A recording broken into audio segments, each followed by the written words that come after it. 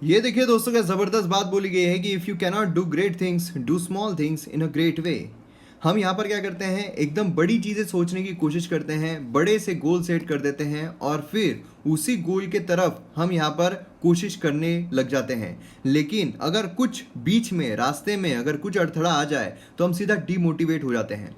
और इसीलिए जब हम बड़ा गोल सेट कर रहे हैं, गोल हमेशा बड़ा ही सेट करना चाहिए। गोल हमने सेट कर लिया है कि हमें यूपीएससी एग्जाम क्लियर करनी है, कोई भी स्टेट पीएससी एग्जाम क्लियर करनी है, लेकिन उस तक पहुंचने के लिए हमें छोटी छोटी जो चीज़ें हैं, छोटे छोटे जो गोल्स है वो भी रखने पड़ेंगे।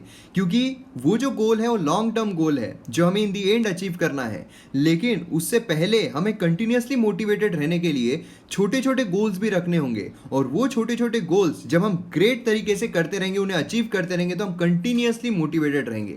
तो ये चीज़ हमेशा यहाँ पर ध्यान में रखिए। जय हिंद दोस्तों, स्वागत है आप सभी का इस वीडियो में। आज हम 9 जुलाई का जो एनालिसिस है वो देखने वाले हैं। काफ़ी इंटरेस्टिंग आर्टिकल्स हैं। चलिए शुरू करते हैं। इस वीडियो को आपके सामने प्रेजेंट करूंगा मैं, मयूर मोगरे। आप मुझे फेसबुक इंस्टाग्राम पर फॉलो कर सकते हो। पीडीएफ और वीडियो अपडेट्स के लिए आप मुझे टेलीग्राम पर फॉलो कर सकते हो। लिंक सभी के डिस्क्रिप्शन में दी हुई है। अगर आप किसी भी कॉम्पिटिटिव एग्जाम की तैयारी कर रहे हो तो आपके लिए ऑनलाइन बहुत सारा मटेरियल ऑलरेडी अवेलेबल है। लेकिन ये मटेरियल दो तरीके के होते हैं। एक वो जो आपको आपके गोल तक लेकर जाता है, और दूसरा वो जो आपको वहीं पर गोल गोल गोल गोल घुमाता रहता है। तो डिपेंड आप पर करता है कि आपको कौन सा मटेरियल चूज करना है।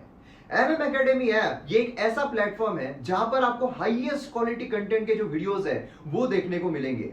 जहां पर मेरे द्वारा बहुत सारे कोर्सेस आपके लिए लाए जा रहे हैं, जैसे कि मॉडर्न हिस्ट्री का कोर्स ऑलरेडी कंप्लीटली अवेलेबल है। उसी के साथ साथ पॉलिटी का कोर्स चल रहा है, एथिक्स का कोर्स चल रहा है, करंट अफेयर का कोर्स चल रहा है। और आने वाले दिनों में और भी सारे कोर्सेज जो है, जैसे कि ज्योग्राफी, इकोनॉमी, एनवायरमेंट, बहुत सारे कोर्सेज आपके लिए आने वाले हैं। और ये कोर्सेज हाईएस्ट क्वालिटी के रहेंगे जो आपको आपकी प्रिपरेशन में काफी ज्यादा हेल्प करेंगे। तो आप एमएम एकेडमी ऐप को डाउनलोड कीजिए और जो डेमो लेक्चर्स है उन्हें एक बार देखिए। उसी के साथ साथ आपको प्रिपरेशन में हेल्प करने के लिए जो पीडीएफ है वो भी अवेलेबल रहेगी, जहां से आप रिवाइज कर सकते हो, क्योंकि रिवीजन ये बहुत ज्यादा इंपॉर्टेंट होती है। और एमएम एकेडमी ऐप ये पहला प्लेटफॉर्म है जहां पर स्टूडेंट्स के साथ इंडिविजुअली मैं लाइव इंटरेक्ट करता हूं, जहां पर उनके जितने भी डाउट्स होंगे, भले वो एकेडमिक हो या पर्सनल हो, वो सब मैं सॉल्व करता हूं। तो जल्द से जल्द डाउनलोड कीजिए एमएम एकेडमी ऐप और वीडियोस को एंजॉय कीजिए। तो आइए यहाँ पर मैप बेस्ड एक्सरसाइज जो है वो देखते हैं। तो यहाँ पर आपको ये जो प्लेस है ये आइडेंटिफाई करना है, मतलब ये जो कंट्री है ये आइडेंटिफाई करना है जिसके प्रेसिडेंट ने इंडिया की 2020 Republic Day as a chief guest attend किया था। तो इसीलिए इसके रिगार्डिंग आप इन्फॉर्मेशन ज़रूर लिखिए, पूरी इन्फॉर्मेशन आप यहाँ पर लिखिए और उसके बाद वीडियो को रिज्यूम कीजिए। अब यहाँ पर हम कुछ वोकैब जो है वो देखते हैं। तो पहला वर्ड यहाँ पर हमें देखने को मिलता है ऑस्टेंसिबली। ऑस्टेंसिबली का मतलब क्या होता है? फ्रॉम अपीयरेंस अलोन, मतलब अकेले दिखावे से ही। ऐसा होता है ना कि कोई इंसान है वो बड़ा सूट बूट में आ गया, तो अपीयरेंस से ही यहाँ पर हमें देखने को मिल जाता है। या फिर अगर कोई एकदम अलग तरीके का कोई अटायर पहन के आया है तो पता चल जाता है, या फिर कोई अलग ही तरीके का दिख रहा है तो हमें पता चल जाता है। तो उसे हम कहते हैं ऑस्टेंसिबली। तो हमें किस तरीके से इसका सेंटेंस में इस्तेमाल देखने को मिलता है? Controversy at the state involved an ostensibly small details। ठीक है, तो यहाँ पर स्मॉल डिटेल्स जो है वो हमें देखने को मिल रहे हैं। तो इस तरीके से ऑस्टेंसिबली हम इस्तेमाल कर सकते हैं। नेक्स्ट यहाँ पर वर्ड देखने को मिलता है रॉयल। रॉयल मतलब है कि make turbid by stirring up the sediments agitated. मतलब क्या है? उत्तेजित होना। हम हो जाते हैं ना कि कोई चीज़ हमने देखी और हम बहुत ही ज़्यादा उत्तेजित हो गए। हमने एक आधा मोटिवेशनल वीडियो देख लिया, हम उत्तेजित हो गए, तो वो हम कह सकते हैं रॉयल। तो यहाँ पर सेंटेंस में कैसे इस्तेमाल कर सकते हैं कि chaos and conflict roiled the Mediterranean in the first century BC. यहाँ पर कियोस और कॉन्फ्लिक्ट जो है उसने यहाँ पर काफ़ी उत्तेजित कर दिया था मेडिटेरियन को फर्स्ट सेंचुरी बीसी में। नेक्स्ट यहाँ पर हमें वर्ड देखने को मिलता है रोव। मतलब होता है कि मूव अबाउट एमलेसली और without any destination, often in search of food and employment. अभी जैसे अनएम्प्लॉयमेंट जो है बहुत ज़्यादा बढ़ रही है, तो अगर यहाँ पर जो लोग हैं, जो यूथ है, अगर वो अलग अलग कंट्री में जाना शुरू कर they just for the sake of employment और एमलेसली, ऐसा है ही नहीं कि कौन सा डेस्टिनेशन रहेगा या कौन सी जॉब मिलेगी, कोई एम नहीं है, बस जॉब के सर्च में निकल पड़े हैं, या फिर जो वर्कर्स है वो अगर यहाँ पर इंडिया का भ्रमण कर रहे हैं aimlessly just for the sake of employment या फिर फूड, तो उसे हम कहेंगे रो, है ना, लक्ष्यहीन, है ना, उसके बिना किसी गंतव्य के बारे में जाने, अक्सर भोजन या रोजगार की तलाश में घूमना। तो यहाँ पर along Broadway roving band of young people dashed between destroyed store and biked freely along the empty roads। तो इस तरीके से हमें 3 वर्ड्स देखने को मिलते हैं। तो आपको करना क्या है, रोज की ही तरह आपको कमेंट सेक्शन में ये जो वर्ड्स है इनका सेंटेंस में इस्तेमाल करना है और सेंटेंस आपको कमेंट सेक्शन में लिखना है। उसी के साथ साथ आज दिन भर में इन 3 वर्ड्स का इस्तेमाल आपको ज़रूर करना है। चलिए यहाँ पर हम एक्सलेंट सेक्शन पर आते हैं। तो एक्सलेंट सेक्शन में कई इंटरेस्टिंग आर्टिकल्स देखने को मिल रहे हैं, जैसे कि यहाँ पर चाइना जो है वो कोशिश कर रहा है ये बताने की कि मैं सुपर पावर हूँ, और इंडिया जो है वो भैया यहाँ पर लाइन डाउन नहीं होने वाला है। तो इसके रिगार्डिंग हम देखेंगे, काफ़ी इंटरेस्टिंग चीज़ें हैं, काफ़ी सारी इन्फॉर्मेशन हमें इसके थ्रू जानने को मिलेगी। उसी के साथ साथ यहाँ पर आप देख सकते हो कि क्रॉप ऑफ न्यू एप्स, तो यहाँ पर यूज़र जो है क्यों यहाँ पर वैरी हो सकते हैं, तो ये एक आर्टिकल हम देखेंगे। उसी के साथ साथ यहाँ पर जो मार्कर्स है LSE में वो सिग्निफाई क्या करते हैं, तो इसके रिगार्डिंग भी हम देखेंगे, मार्कर्स के बारे में जानेंगे। तो ये भी काफ़ी इंटरेस्टिंग और इम्पोर्टेंट आर्टिकल हमें देखने को मिलता है। अब यहाँ पर आप देख सकते हो कि ये जो आर्टिकल है डिजिटाइजेशन के बारे में बात कर रहा है, तो इसी भी हम अच्छी तरीके से देखेंगे। उसी के साथ साथ ये वाला जो है क्विड विदाउट को, तो ये आर्टिकल बेसिकली बात क्या कर रहा है इसके रिगार्डिंग भी हम देखेंगे। ये वाला जो आर्टिकल है लिबर्टी और रिस्पॉन्सिबिलिटी, उसके बारे में बात कर रहा है। तो इस तरीके से काफ़ी हेल्दी आर्टिकल्स हमें देखने को मिल रहे हैं। उसी के साथ साथ कुछ न्यूज़ आर्टिकल्स भी है, जैसे यहाँ पर पाक जो उसने क्लेम किया है Jadhav didn't file appeal, India जो है उसने यहाँ पर फार्स क्लेम किया है। उसी के साथ साथ यहाँ पर US जो है उसने नोटिफाई किया है UN को कि हम WHO जो है उसे विड्रॉ कर रहे हैं। तो ये जो न्यूज़ आर्टिकल्स हमें देखने को मिल रहे हैं, काफ़ी कुछ एक्स्ट्रा इन्फॉर्मेशन यहाँ पर हमें जानने को मिलने वाली है। तो चलिए शुरू करते हैं आज के न्यूज़पेपर एनालिसिस के लिए। तो यहाँ पर पहला जो है वो हम न्यूज़ आर्टिकल देखते हैं। यहाँ पर पाकिस्तान जो है उसने क्लेम किया है कि कुलभूषण जाधव, आप सभी को पता है कुलभूषण जाधव केस जो है कई साल से हमें देखने को मिल रहा है, और कुलभूषण जाधव जो है उन्होंने यहाँ पर अपील फाइल नहीं की है, और इंडिया जो है उसने कहा है कि भैया ये फार्स है। अब यहाँ पर former Indian navy official Kulbhushan Jadhav, उनका यहाँ पर डेथ रो चार्जेस हमें देखने को मिल रहे हैं और स्पाइंग टेररिस्ट एक्टिविटीज़ पाकिस्तान में। और उसी के साथ साथ यहाँ पर देखा गया है, यहाँ पर पाकिस्तान की तरफ से बोला गया है कि उन्होंने यहाँ पर जो अपील है इस्लामाबाद हाई कोर्ट में फाइल करने से मना कर दिया है against his conviction by the military court.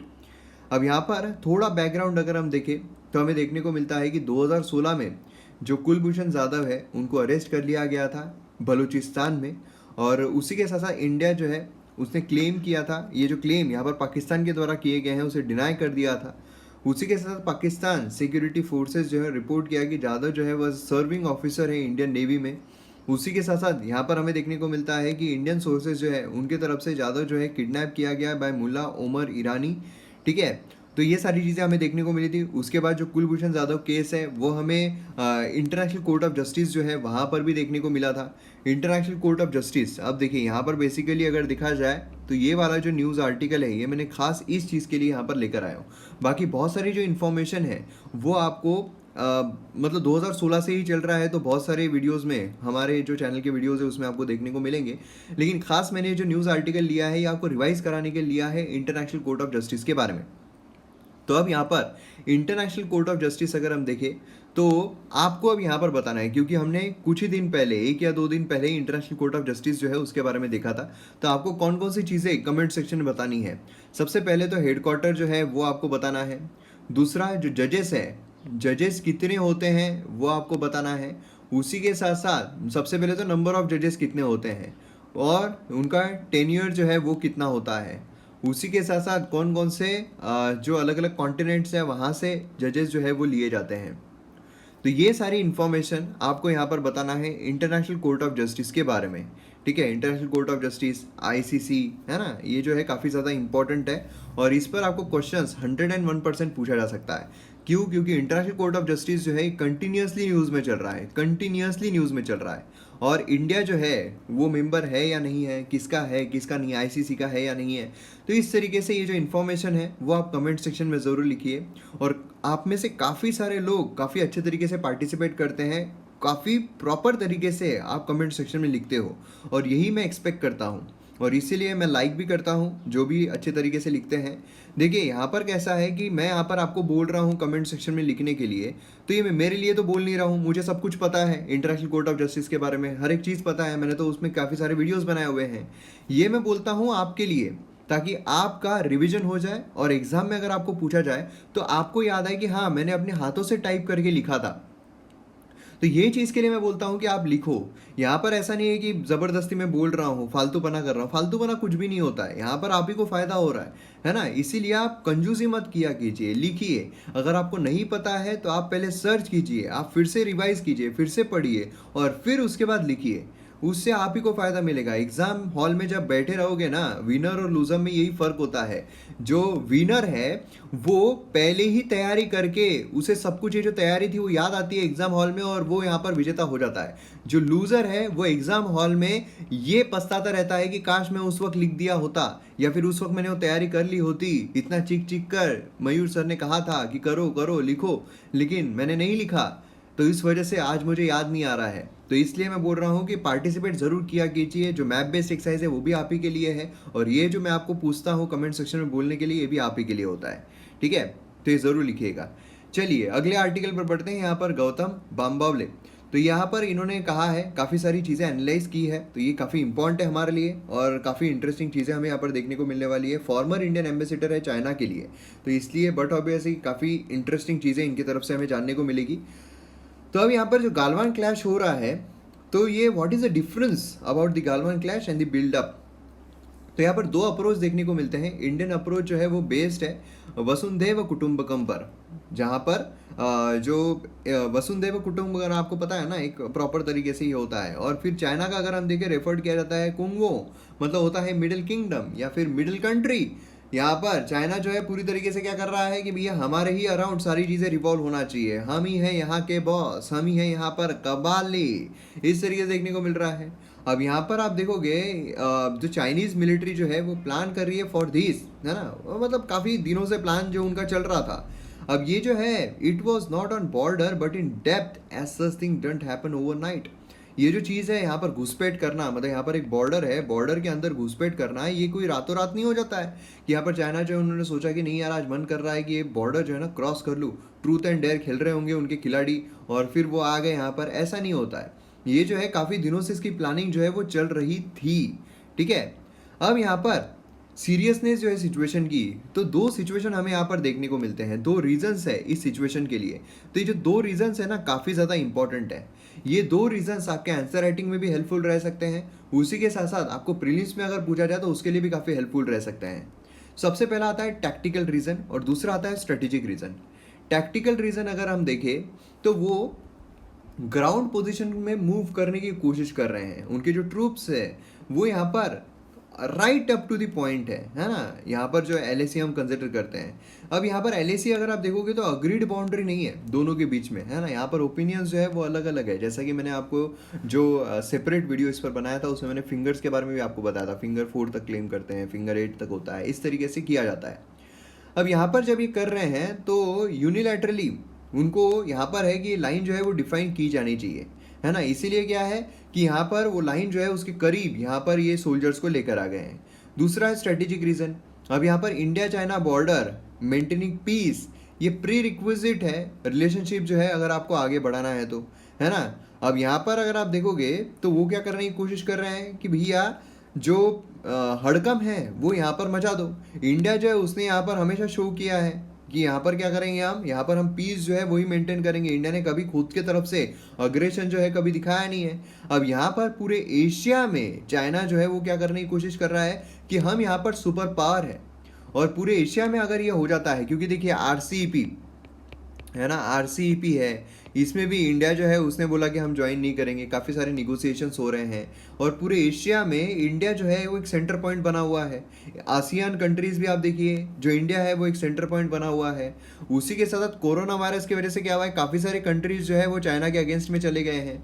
तो अब ऐसे सिनारियो में चाइना जो है वो अब ये तो जान गया है कि भैया डिप्लोमेटिकली अगर हम फ्रेंडशिप पॉइंट ऑफ व्यू से देखें तो सभी हमारे दुश्मन बन चुके हैं। अब यहाँ पर दुश्मन बन गए हैं तो अब इनको डराओ। डराएंगे कैसे? तो यहाँ पर सबसे बड़ा खिलाड़ी कौन सा है? इंडिया है। तो इंडिया पर जो मिलिट्री पावर है वो जताने की कोशिश करो। इंडिया यहाँ पर कुछ नहीं कर पाएगा तो बट वैसे हमारा वर्चस्व वैसे ही बढ़ जाएगा, ये वो करने की कोशिश कर रहा है। अब यहाँ पर आप देखोगे on why China is not declaring is casualties. जो कैजुअलिटीज अब देखिए, जो कैजुअलिटीज है दोनों साइड में हुई थी। अब इंडिया ने तो अपनी कैजुअलिटी बता दी क्योंकि यहाँ पर डेमोक्रेसी है, ट्रांसपेरेंसी ज़्यादा होती है, लेकिन चाइना अगर आप देखोगे तो वहाँ अंदर की कोई भी न्यूज़ जो है वो भी बाहर नहीं निकलती है। तो यहाँ पर चाइना ऐसा क्यों कर रहा है? तो देखिए, उनका ट्रेडिशन ही ऐसा रहा है कि उन्होंने कभी भी अपनी कैजुअलिटी जो है इमीडिएटली यहाँ पर आफ्टर द क्लैश उन्होंने डिस्क्लोज नहीं की है। कुछ साल लगते हैं, कुछ दिन भी नहीं, कुछ साल लगते हैं उन्हें बताने में। अब अगर आप कोरोना वायरस केसेस देखोगे तो जहाँ से उसका उगम हुआ है, क्या इतने मतलब 1 लाख तक के केसेस वो बता रहे हैं, क्या इतने केसेस वहाँ पर हुए होंगे या उससे ज़्यादा केसेस हुए होंगे? लॉजिकली भी अगर देखा जाए तो केसेस जो है वो ज़्यादा हमें देखने को मिल सकते हैं, लेकिन चाइना जो है वो डिक्लेयर नहीं करता है। हो सकता है 5 या 6 साल के बाद जो कोरोना वायरस है उसके केसेस एक्चुअल में जितनी कैजुअलिटीज़ हुई है, एक्चुअल में कितने डेथ हुए हैं, वो वहाँ पर बता पाए, है ना। For the first time PLA जो है taken battlefield casualty over 4 decades, यहाँ पर ये भी हमें देखने को मिल रहा है ना। उसी के साथ साथ on the transition from Deng China to Xi Jinping China, किस तरीके से यहाँ पर चेंजेस हमें देखने को मिले हैं। बिगेस्ट चेंज जो है वो हमें देखने को मिला है इकोनॉमिक्स जो है उसमें। अगर हम पहले जाते हैं चाइना तो वो उसकी जो जीडीपी है वो सेम थी as that of India, same हमें जीडीपी देखने को मिल रही थी। लेकिन आज अगर हम देखें 4.5 टाइम्स है इंडिया के, है ना। तो ये जो है काफ़ी सारी चीज़ें चेंज हुई है और कम्युनिस्ट पॉइंट ऑफ व्यू से अब वो यहाँ पर कैपिटलिस्ट पॉइंट ऑफ व्यू की तरफ देखने को मिल रहा है। अब यहाँ पर आप देखिए ट्रांजिशन जो हमें देखने को मिला है, तो अब यहाँ पर क्या हुआ है, जो डेकेड्स यहाँ पर गुजरे हैं, रफली जीडीपी जो है काफ़ी ज़्यादा ग्रो की है, चाइना की जीडीपी काफ़ी ज़्यादा ग्रो की है। और उसी के साथ साथ अब यहाँ पर क्या कर रहे हैं वो, अब यहाँ पर अपना एक्सपेंशनिस्ट पॉलिसी जो है वो तैयार कर रहे हैं। अलग अलग जो सेक्टर्स हैं वहाँ पर अपने क्लेम्स जता रहे हैं। रशिया की बाउंड्री पे उन्होंने क्लेम किया है। उसी के साथ साथ अगर आप देखो तो भूटान जो है उस पर भी क्लेम कर रहे हैं, साउथ चाइना सी वहाँ पर भी क्लेम करते हैं। तो इस वजह से काफ़ी सारे प्रॉब्लम्स जो है हमें फेस देखने को मिल रहे हैं। काफ़ी कंट्रीज, छोटी छोटी जो आइलैंड्स है वो भी यहाँ पर प्रॉब्लम्स फेस कर रहे हैं। वो हांगकांग का इशू हो जाए, वो ताइवान का इशू हो जाए, ये भी हमें देखने को मिल रहा है ना। और उसी के साथ साथ यहाँ पर आप देखोगे आसियान कंट्रीज जो है वो यहाँ पर यूरोप, आसियान कंट्रीज चाइना के अगेंस्ट में क्या आ सकते हैं। तो यहाँ पर हमें देखने को मिल सकता है कि यहाँ पर यूरोपियन कंट्रीज आप बोलिए, है ना, चाइना का एज स्पॉइलर करके देखते हैं। उसी के साथ साथ यहाँ पर आप देखोगे तो आसियान कंट्रीज है। तो इकोनॉमिकली अगर देखा जाए तो there will be some kind of battle between this countries, कुछ यहाँ पर बैटल जो है वो हो सकते हैं। अब यहाँ पर एक बड़ा सवाल आता है कि on whether the incident in Ladakh is link to belt and road initiative. आप सभी को पता है चाइना जो है बेल्ट एंड रोड इनिशिएटिव जो है वो कर रहा है। इंडिया ने बेल्ट एंड रोड इनिशिएटिव को ज्वाइन नहीं किया है। बेल्ट एंड रोड इनिशिएटिव का ही एक पार्ट जो है वो हमें देखने को मिलता है China Pakistan economic corridor, China Pakistan economic corridor हमें देखने को मिलता है। तो ऐसे सिनारियो में आप देखो अगर, तो एक्चुअल में ये जो है belt and road initiative join नहीं करना, इंडिया जो है वो सीपीईसी जो है उसको अपोज करना, तो क्या यहाँ पर इन सब का भी यहाँ पर इंसिडेंट जो है उससे लिंक देखने को मिलता है। तो देखिए डायरेक्टली यहाँ पर लिंक नहीं है, ठीक है, डायरेक्टली लिंक जो है वो नहीं माना जा रहा है इनके तरफ से। यहाँ पर जो एम्बेसडर है उनके यहाँ पर पॉइंट ऑफ व्यू हम देख रहे हैं, तो उनके तरफ से यहाँ पर लिंक नहीं माना जा रहा है। They are trying to actually control ground up till what their idea of LAC। यहाँ पर वो क्या कर रहे हैं, जो LAC है वहाँ तक अपना कब्जा जो है वो जमाने की कोशिश कर रहे हैं एट प्रेजेंट। और उसी के साथ इंडिया को और रेस्ट ऑफ द वर्ल्ड को मैसेज भेजने की कोशिश कर रहे हैं कि भैया हम यहाँ पर बड़े हैं, हम यहाँ पर श्रेष्ठ हैं, ठीक है, हम यहाँ पर गैंग से ऑफ वसेपुर, ठीक है। इस तरह की चीज़ें हमें यहाँ पर देखने को मिल रही है। चलिए अगले आर्टिकल पर बढ़ते हैं। यहाँ पर पेट्रोलिंग पॉइंट्स की बात की जा रही है। What this markers on LAC signify. जो मार्कर्स है LAC पर क्या सिग्निफाई करते हैं, पेट्रोलिंग पॉइंट्स PP याद रखिए, ठीक है। स्टैंड अप जो हमें देखने को मिल रहा है, देखिए पूरा ऑलमोस्ट पेपर जो है वो यहाँ पर इकोनॉमी जो रिलेटेड चीज़ें हैं, जो चाइना रिलेटेड चीज़ें हैं, उसी से फिलअप हमें देखने को मिलता है।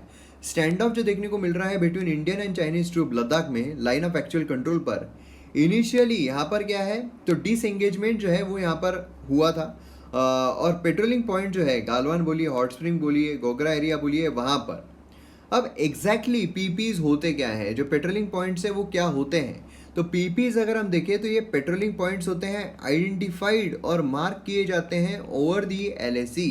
एलएसी जो है, जो हमारा लाइन ऑफ एक्चुअल कंट्रोल है, अगर मैं आपको यहाँ पर निकाल के बताऊँ तो इस तरीके का अगर हम देखें तो ये एलएसी अगर हम देखें तो यहाँ पर हमें कुछ पेट्रोलिंग पॉइंट जो है वो देखने को मिलते हैं। ठीक है, अब यहाँ पर सिक्योरिटी फोर्सेस जो है वो उस तरफ पेट्रोलिंग करने के लिए आती है। पेट्रोलिंग मतलब पेट्रोल भरना वो नहीं होता है। ठीक है, पेट्रोलिंग मतलब क्या है कि वहाँ पर सिक्योरिटी जो है वो देखने के लिए एक राउंड जो है वो लगाते रहना।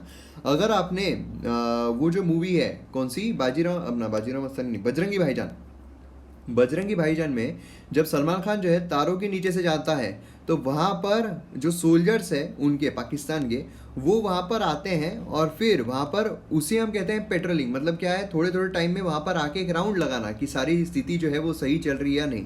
एकदम हाइपोथेटिकल लेमन लैंग्वेज में समझाने की कोशिश की है।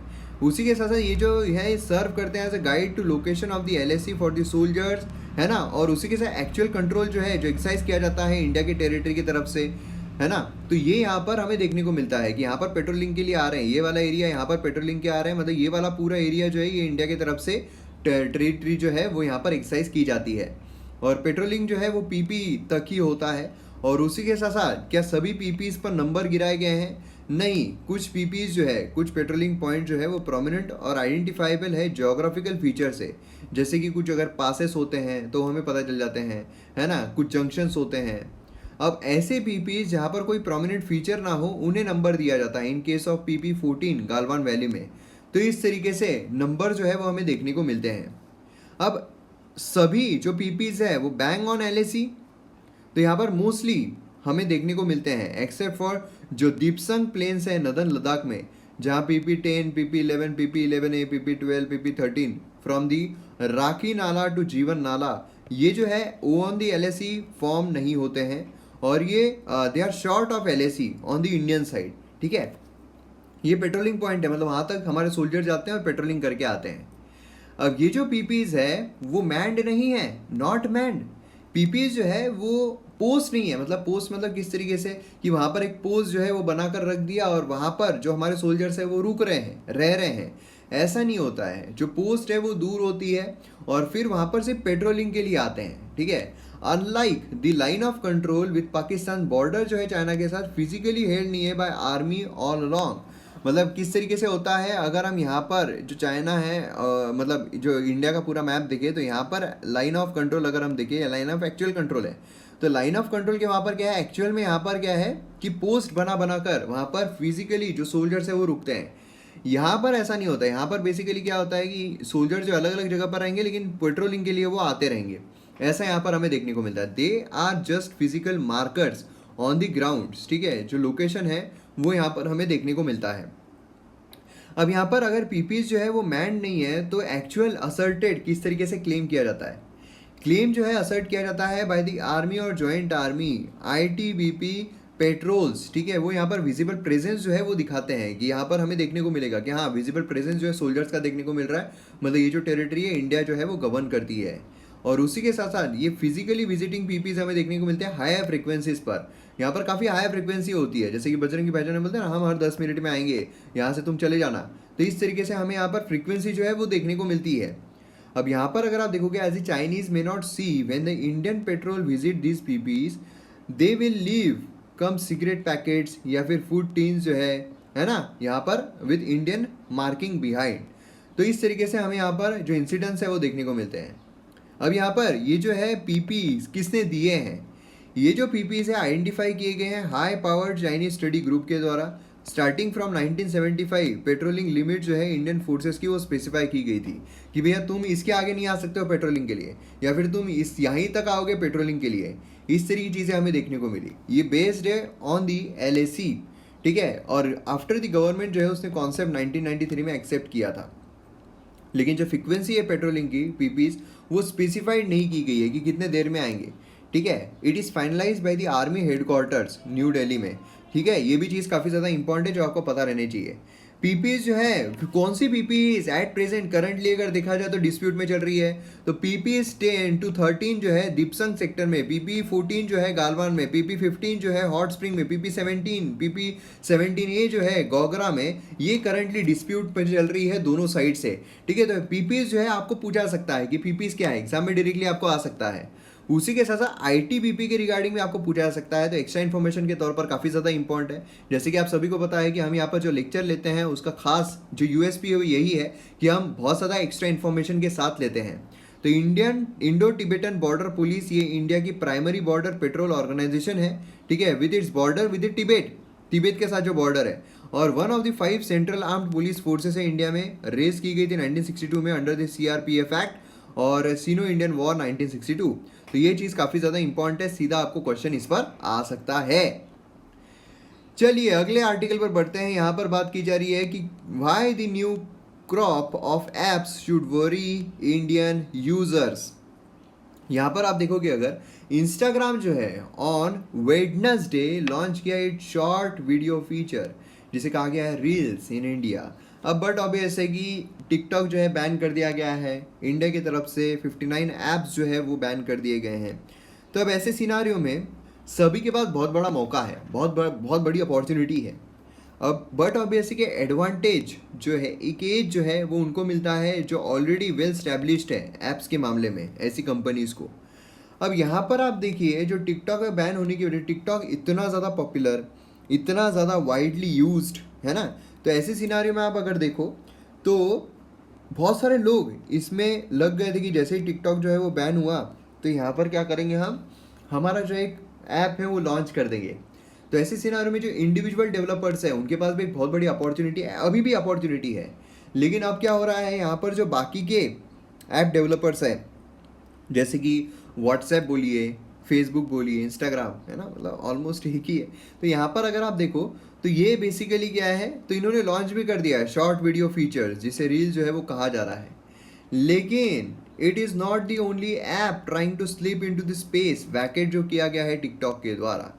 इनफैक्ट यहाँ पर less than a fortnight after ministry of electronics and information technology जो उन्होंने 59 चाइनीज ऐप को बैन किया, गूगल प्ले स्टोर और एप्पल ऐप स्टोर जो है वो यहाँ पर टीम अप हो रहे हैं अल्टरनेटिव्स के साथ कि कौन कौन से अल्टरनेटिव्स हम यहाँ पर ला सकते हैं।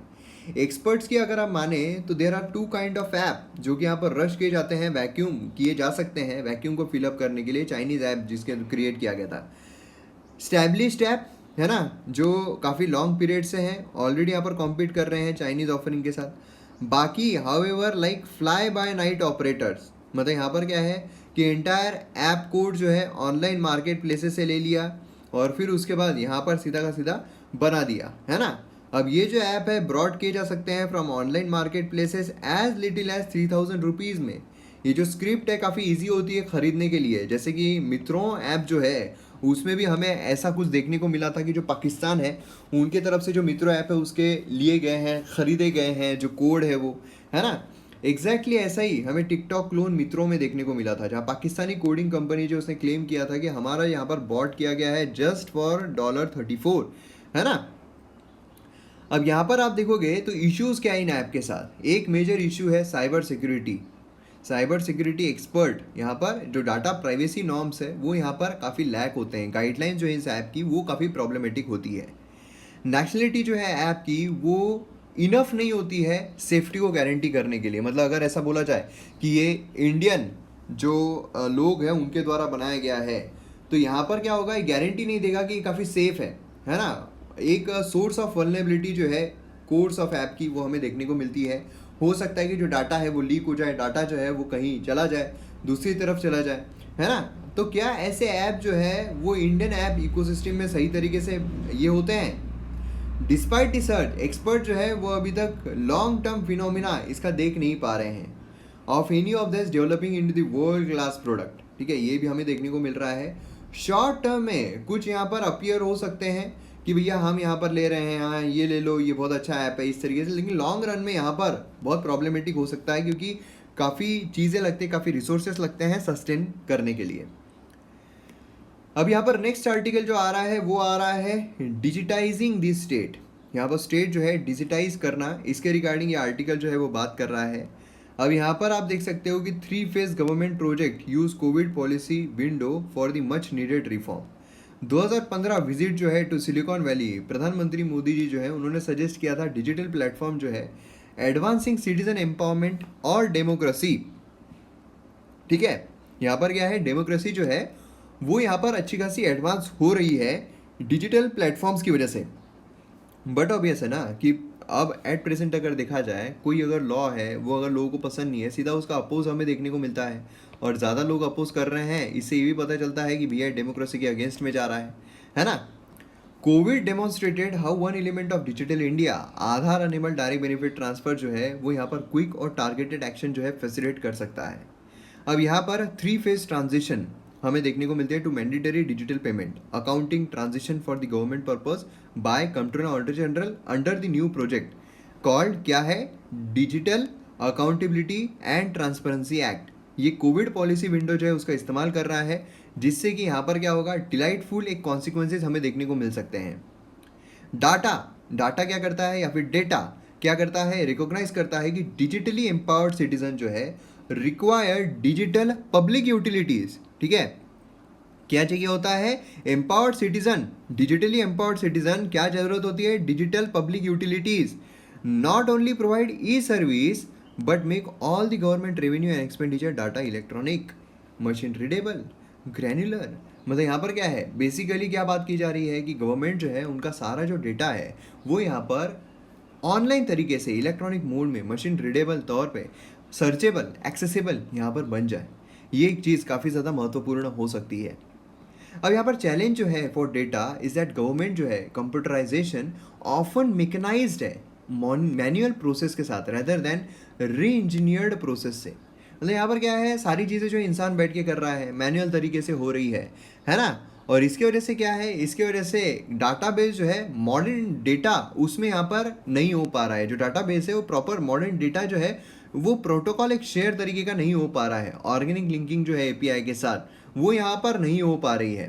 मतलब यहाँ पर बेसिकली क्या देखने को मिल रहा है, valid concern of physical data being क्या है, इनकम्पेरेबल है ना। यहाँ पर as basic as salary expenditure across state, या फिर ऑब्सिगर है large expenditure booked under omnibus head, और उसी के साथ साथ नॉन ट्रेसेबल है, उसी के साथ साथ मिस क्लासिफिकेशन यहाँ पर हमें देखने को मिलता है कि कितना ग्रांट दिया गया है। मतलब ये सारी चीज़ें जो है हमें क्लैरिटी देखने को नहीं मिलती है, ऑनलाइन तौर पर इजीली अवेलेबल नहीं है ना।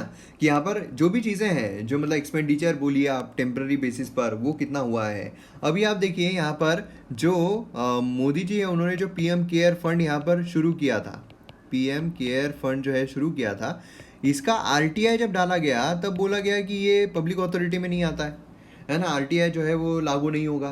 तो ये कैसे, तो ऐसी सारी चीज़ें हैं, अगर मोस्ट ऑफ दी जो चीज़ें हैं वो अगर ऑलरेडी ई प्लेटफॉर्म पर डाल दी जाए तो फिर आरटीआई एप्लीकेशन वैसे ही कम हो जाएंगे, है ना। तो इसीलिए यहाँ पर हमें देखने को भी मिलता ना एक जो सेक्शन है आरटीआई का कि भैया जो गवर्नमेंट ऑफिशियल है मैक्स टू मैक्स जो चीज़ें हैं तुम ऑलरेडी जो डेटा है वो ऑलरेडी अपलोड कर दो वेबसाइट्स पर, जिससे कि आरटीआई एप्लीकेशन जो है वैसे ही कम हो जाए, है ना। अब यहाँ पर अगर आप देखोगे बट डेटा अंडरलाइज और ट्रांजेक्शनल अकाउंटिंग पेमेंट इंफॉर्मेशन और उसी के साथ नेशनल फ्रेमवर्क और डिक्शनरी यहाँ पर आप देखोगे तो वो अभी पॉसिबल हो सकता है, अभी पॉसिबल हो सकता है अगर प्रॉपर तरीके से सारी चीज़ें की जाए। जो रिकॉर्ड्स है, रिपोर्ट्स है, जितना पब्लिश करना है, डेटा को एनालाइज करना है, वर्टिकल बोलिए हॉरिजॉन्टल बोलिए अक्रॉस द गवर्नमेंट, वो पॉसिबल यहाँ पर है। डेटा जो है उसके बहुत सारे अदर अपसाइड्स भी है, जैसे कि यहाँ पर ऑफ बजट ट्रांजेक्शन, उसी के साथ बिजनेस कंटिन्यूटी, है ना। तो ये सारी चीज़ें जो है वो अभी हो सकती है। तो इसीलिए यहाँ पर बहुत ज़रूरी है कि ऑनलाइन फंक्शंस के ज़रिए ये जो चीज़ें हैं ये यहाँ पर अपलोड की जाए, जिससे कि ट्रांसपेरेंसी भी बन जाए और उसी के डेमोक्रेसी जो है वो भी यहाँ पर सुदृढ़ हो पाए। अब यहाँ पर propose country wide data standard coupled with real time data captured end to end, यहाँ पर क्या होगा, कॉग्निटिव इंटेलिजेंस टूल जो है एनालिटिक्स का बोलिए, आर्टिफिशियल इंटेलिजेंस का बोलिए, मशीन लर्निंग का बोलिए, ये यहाँ पर इसका इस्तेमाल करके हम यहाँ पर प्रॉपर तरीके की चीज़ें बना सकते हैं। थर्ड एलिमेंट जो है टेक्नोलॉजी आर्किटेक्चर का, वो इंश्योर करना चाहिए दैट जितनी भी आईटी गवर्नमेंट सिस्टम है वो यहाँ पर कंफर्म करना चाहिए प्रिस्क्राइब ओपन आर्किटेक्चर फ्रेमवर्क। ठीक है, यहाँ पर क्या होगा, प्रिवेसी जो है, सिक्योरिटी जो है, ये भी यहाँ पर मेंटेन रहना बहुत ज़रूरी है। तो ये चीज़ हमें यहाँ पर देखने को मिलती है। तो अब आगे देखना होगा किस तरीके से जो ऑनलाइन प्लेटफॉर्म है उसका इस्तेमाल सरकार के द्वारा किया जाता है और सरकार का जो डेटा है उसे लोगों तक पहुँचाने के लिए किया जाता है। नेक्स्ट यहाँ पर हमें देखने को मिलता है क्विड विदाउट अ को, क्विड प्रो को, है ना, क्विड विदाउट अ को। यहाँ पर बोला जा रहा है इंडिया का जो ट्रेड एग्रीमेंट है चाइना के साथ वन साइडेड था बिगिन विथ। अब यहाँ पर आप देखोगे इंडिया चाइना के साथ ही ट्रेड के बारे में बात कर रहा है वाला आर्टिकल। बायलैटरल अग्रीमेंट जो है कॉमन आउटकम हमें देखने को मिलता है ऑफ निगोसिएशन बायलैटरल अग्रीमेंट। मतलब यहाँ पर क्या है, बायलैटरल अग्रीमेंट क्या होता है कि भैया यहाँ पर चाइना है, यहाँ पर है इंडिया। अब इंडिया और चाइना के बीच में जो भी ट्रेड है अगर बायलैटरल ट्रेड होता है तो ये निगोशिएबल होता है ना। मतलब आपको कुछ चाहिए आप उसके बदले में कुछ तो भी दोगे। तो कैसा होता है कि देयर इज क्विड प्रो को एंड रेसिप्रोसिटी, है ना। तो ये किस तरीके से हमें देखने को मिलता है, general agreement on tariff and trade since 1948 reciprocity जो है बिल्ड किया गया है इनटू वर्ल्ड ट्रेड ऑर्गेनाइजेशन। अब यहाँ पर गेन्स लॉसेस ये इकोनॉमिक टर्म्स में हमें देखने को मिलते हैं। क्विड एंड दी को ये स्ट्रेटेजीज होती है ना। यहाँ पर इंडिया अगर देखा जाए फर्स्ट कंट्री थी जिसने डिप्लोमेटिक रिलेशन जो है वो बनाए थे पीपल्स रिपब्लिक ऑफ चाइना के साथ। ये हमें देखने को मिला था जनवरी 1 1950 में। उसके बाद फ्यू डेज के बाद पाकिस्तान जो है उसने भी ये चीज़ फॉलो किया। और उसी के साथ साथ अगर आप देखोगे तो चाइना के साथ जो अग्रीमेंट है ट्रेड अग्रीमेंट है वो हमें यहाँ पर देखने को मिला अपरेंटली बेस किस पर था, इक्वलिटी एंड म्यूचुअल बेनिफिट पर। मतलब कि भैया यहाँ पर दोनों जो कंट्रीज है वो इक्वल है और म्यूचुअल बेनिफिट जो है उस पर ये काम करेंगे। In any such trade agreement negotiate करते टाइम निगोशिएटर जो है वो try to identify products where their country has comparative advantage. But obvious है कि यहाँ पर कंट्री को कंपेरेटिव एडवांटेज रहेगा वहाँ पर ही ज़्यादा फोकस करेंगे, है ना, ऐसे प्रोडक्ट्स पर फोकस करेंगे। अब यहाँ पर चाइना को पता है कि इंडिया जो है उसको हम फार्मास्यूटिकल ज़्यादा सेल कर सकते हैं तो फार्मास्यूटिकल जो है उस पर ज़्यादा ही करने की कोशिश करेंगे, वो प्रोडक्ट ज़्यादा आइडेंटिफाई करेंगे, है ना। अब यहाँ पर निगोशिएटर जो है उस पर ज़्यादा फोकस करेंगे या नहीं करेंगे। तो ये जो चीज़ है ये हमें यहाँ पर देखने को मिलती है जिससे क्या होता है बार्गेनिंग पावर स्ट्रांग होती है और उसी के मार्केट एक्सेस जो है वो यहाँ पर होता है। और अगर आप देखो तो जहाँ पर हमारी कंट्री जो है वो कॉम्पिटिटिवनेस कम होती है तो वहाँ पर ज़्यादा जो चीज़ें हैं वो करने की कोशिश की जाती है। एज ब्रॉड हेड्स अगर हम देखा जाए चाइना जो है उसको अलाउड था एक्सपोर्ट करने के लिए cereals machinery minerals silk pieces goods animal products paper stationery chemicals oil miscellaneous item. India जो है was allowed to export gums rice pulses kites unmanufactured tobacco raw materials unmanufactured oats wood and timber hide and skin chemicals vehicle miscellaneous item. At that time both the countries जो है plan कर रहे थे industrialise होने का, है ना। इसीलिए आप देखोगे इंडिया जो है मोस्टली यहाँ पर जो रॉ मटेरियल्स है वो देखने को मिल रहा है। अब यहाँ पर एक बात बोली जा रही है कि if you look at this broad heads this is not impression you get. For example India जो है वो एक्सपोर्ट करेगा वुड एंड टिम्बर लेकिन चाइना जो है वो एक्सपोर्ट करेगा पेपर एंड स्टेशनरीज। मतलब क्या है, मतलब जैसा ब्रिटिश के साथ में हो रहा था कि हम यहाँ पर रॉ मटेरियल एक्सपोर्ट कर रहे हैं वो यहाँ पर फिनिश प्रोडक्ट जो है वो लेकर आ रहे हैं। हम रॉ मटेरियल एक्सपोर्ट कर रहे हैं फिनिश प्रोडक्ट यहाँ पर लेकर आ रहे हैं। रॉ मटेरियल सस्ते दामों में हम दे रहे हैं फिनिश प्रोडक्ट महंगे दामों में हम खरीद रहे हैं, है ना। तो चाइना जो है वो यहाँ पर मशीनरी एक्सपोर्ट करेगा, इंडिया जो है वो रॉ मटेरियल करेगा अनमैन्युफैक्चर्ड और उसी के साथ चाइना से हम फिनिश प्रोडक्ट लेंगे, है ना। यही चीज़ हमें देखने को मिल रही थी। जब यहाँ पर GATT जो है उसमें अमेंडमेंट हमें देखने को मिला 1954 में आर्टिकल्स यहाँ पर इंट्रोड्यूस किए गए और फिर उसके बाद कुछ रिस्ट्रिक्शन जो है इंपोर्ट पर बैलेंस ऑफ पेमेंट ग्राउंड्स पर वो यहाँ पर ला दे गए। अगर हम यहाँ पर स्केड्यूल को स्क्रूटिनाइज करते हैं तो नॉन मैन्युफैक्चरिंग आइटम जो है चाइना के मिसलेनियस लिस्ट में, लेकिन मेनी मैन्युफैक्चरिंग आइटम जो इंडिया के मिसलेनियस लिस्ट में हमें देखने को मिल रही थी by any yard stick 1954 agreement जो है वो वन साइडेड होता हुआ हमें देखने को मिल रहा था। मतलब यहाँ पर बेसिकली क्या है तो चाइना जो है वो पूरा रॉ मटेरियल लेगा, इंडिया जो है वो पूरा फिनिश प्रोडक्ट लेगा। एस्टैब्लिश हुआ है हमारा यहाँ पर रिलेटिव निगोशिएशन कैपेसिटी जो है वो काफ़ी पिछड़ा रहा है, लैक रहा है, तभी जाकर इस तरीके का हमें जो बैलेंस ऑफ पेमेंट इतना देखने को मिल रहा है और उसी के साथ साथ जो ट्रेड डेफिसिट देखने को मिल रहा है। तो क्या ऐसे ही हो गया है, उसके पीछे कोई ना कोई कारण जो है वो तो रही होंगे। अचानक से इतना मतलब जो चाइना है वो पहले इंडिया की GDP के साथ चल रहा था, अचानक से इतना ज़्यादा ग्रो होना शुरू हो जाता है, कुछ तो यहाँ पर चीज़ें जो है वो हुई ही होगी। तो ये सारी चीज़ें हमें यहाँ पर देखने को मिलती है।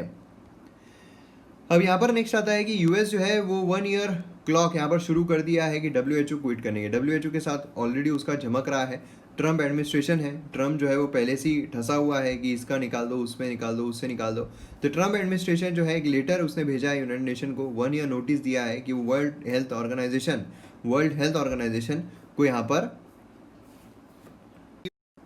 तो आइए यहाँ पर हम GATT जो है उसे भी समझ लेते हैं। GATT है general agreement on tariff and trade. ये लीगल अग्रीमेंट है बिटवीन मेनी कंट्रीज, ठीक है। अब ये हमें GATT पहले देखने को मिलता है, अब GATT है क्या? बिल्कुल नहीं है। अब यहाँ पर अगर आप देखोगे प्रोज एंड कॉन्स, ठीक है, लोकेशन जिनेवा। अब यहाँ पर आप WTO यही समझ सकते हो, और यहाँ पर क्रिएट कब किया गया, स्टैब्लिश कब किया गया, ये सारी चीज़ें यहाँ पर देखने को मिलती है। प्रोज एंड कॉन्स भी हमें इसके देखने को मिलते हैं। तो यहाँ पर आप देख सकते हो GATT, WTO, इसके रिगार्डिंग ये भी चीज़ जो है काफ़ी ज़्यादा इंपॉर्टेंट है। तो आइए उस कंट्री तक पहुंचते हैं जो मैंने आपसे मैप में पूछी थी। हमारी खूबसूरत धरती जूम करते तो भारत देखने को मिलता है। अब उस कंट्री तक पहुंचने के लिए हमें इधर जाना पड़ेगा, तो अरेबियन सी को क्रॉस कर रहे हैं, यहाँ पर हम अफ्रीका को क्रॉस कर रहे हैं, उसके बाद अटलांटिक ओशन को क्रॉस कर रहे हैं, और उसके बाद हम आ गए हैं साउथ अमेरिकन कॉन्टिनेंट में। तो यहाँ पर लैटिन अमेरिका भी जिसे कहा जाता है। यहाँ पर आप देखोगे इतना बड़ा देश, ये है वो ब्राज़ील। तो ये है वो कंट्री जो मैंने आपसे मैप में पूछी थी। तो मैं उम्मीद करता हूँ कि इसके रिगार्डिंग इन्फॉर्मेशन आपने ज़रूर लिखी होगी। तो ये हमारी वीडियो का एंड। वीडियो अगर आपको पसंद आता है तो आप शेयर ज़रूर कीजिए। मिलते हैं अगले वीडियो में। जय हिंद।